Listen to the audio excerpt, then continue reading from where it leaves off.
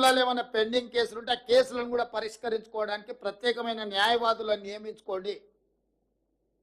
ఉమ్మడి రాష్ట్రంలో కంటే కూడా గత 10 సంవత్సరాల ఈ దుర్మార్గాలు విపరీతంగా పెరిగిపోయినాయి. అధికారాన్ని అడ్డం పెట్టుకొని అడ్డగోలుగా ఇట్లాంటివి ఆక్రమించుకున్నారు. నేను నిన్న ఖమ్మంలో తిరుగుతుంటే ఎవరున్నా అక్కడున్న మాజీ మంత్రి ఆక్రమించుకొని మొత్తం కాలువలే ఆక్రమించుకున్నాడు.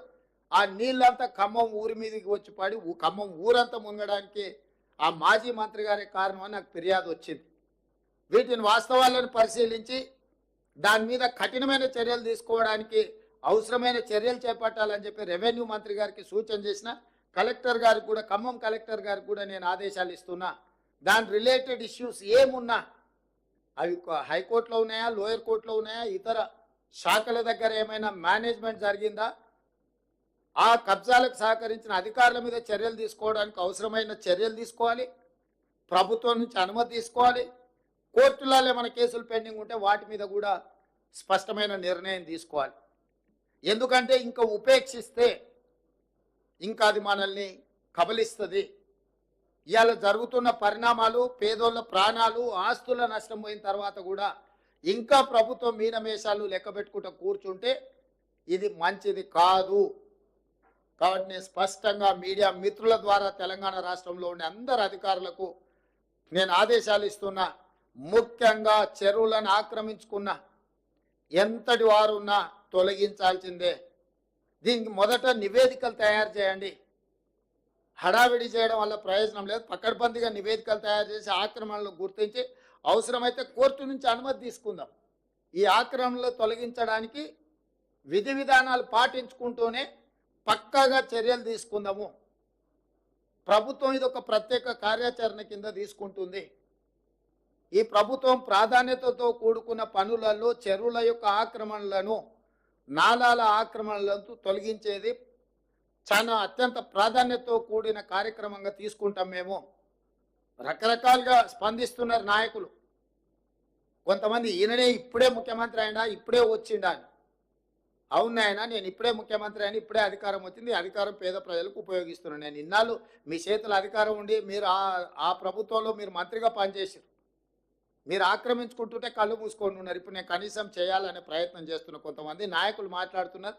నేను వాళ్ళ పేర్లు ప్రస్తావించదలుచుకోలేదు. ఎందుకంటే ఇది కొంత ప్రజలు ఇబ్బంది పడుతున్న, కష్టపడుతున్న సందర్భం. పెద్ద రాజకీయాలకు తావియదలుచుకోలేదు.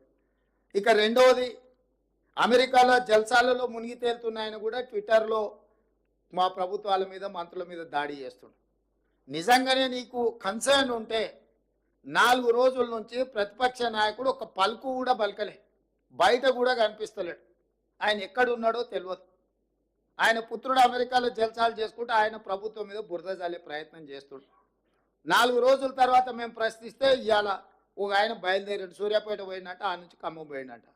100 ఎలుకలు తిరిగిన పిల్లి తీర్థయాత్రలు పోయిందంటే ఇంక ఇట్లాంటి తప్పులు చేయనని 10 ఏళ్ల నుంచి ఆక్రమించుకున్నది మీరే. ఖమ్మంకు వెళ్ళిన మాజీ సాగునీటి పారుదల శాఖ మంత్రి హరీష్ రావు గారు, మిమ్మల్ని సూటిగా నేను అడుగుతున్నా, మీ మాజీ మంత్రి పువ్వాడ అజయ్ ఆక్రమించుకున్న కాలువల్ని తొలగించడానికి మీరు ఖమ్మంలో డిమాండ్ చేయగలరా?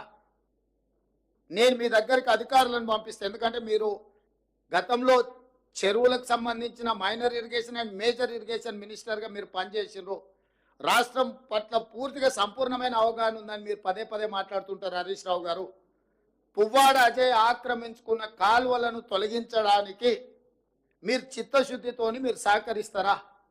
ఈ ఒక్క ప్రశ్నకు సమాధానం చెప్పిన తర్వాత ఇక ప్రభుత్వం ఈ వర్షంలో బాధ్యతాయుతంగా వ్యవహరించిందా, వ్యవహరించలేదా ప్రజలు తెలుస్తారు. మేము బాధ్యతాయుతంగా వ్యవహరించకపోతే ప్రజల దగ్గరికి మేము వెళ్ళగలిగే వాళ్ళం కాదు. ప్రతి క్షణం మా మంత్రులు కార్యాచరణ స్థానికంగా ఉన్నారు. స్టేట్ అంతా సమన్వయం చేసుకొని అధికారులకు ఆదేశాలు ఇచ్చి ఒక స్పష్టమైన నిర్దిష్టమైన కార్యాచరణతో నేను బయలుదేరి 2 రోజుల నుంచి ప్రజలలో తిరుగుతున్నా. ఇది మా ప్రభుత్వం యొక్క చిత్తశుద్ధి. 10 సంవత్సరాలు మీరు అధికారంలో ఉన్నారు. ఏ రోజైనా చంద్రశేఖరరావు గారు వరదలు వచ్చినా, ప్రమాదాలలో ప్రజలు చనిపోయినా ఒక్క రోజైనా పరామర్శించడానికి వారు బయటకు వచ్చిండ్రా? ఒక్క రోజైనా ఆ కుటుంబాల దగ్గరికి చంద్రశేఖరరావు గారు వెళ్ళిండ్రా? మీ దగ్గర రికార్డు ఉంటే తీయండి. 2014 నుంచి 24 జనవరి వరకు చాలాసార్లు వర్షాలు, వరదలు, ప్రజలు చనిపోవడం, ప్రమాదాలు జరగడం మనం కళ్ళతో చూసినాం. చంద్రశేఖరరావు వరదలు వచ్చినప్పుడు ఏ ప్రజల దగ్గరికి వెళ్ళిండో ఒక్క ఆధారం చూపించండి. మాసాయిపేటలో రైలు కింద పడి స్కూల్ పిల్లలు 30-40 మంది చచ్చిపోతే ఆయన సొంత నియోజకవర్గం.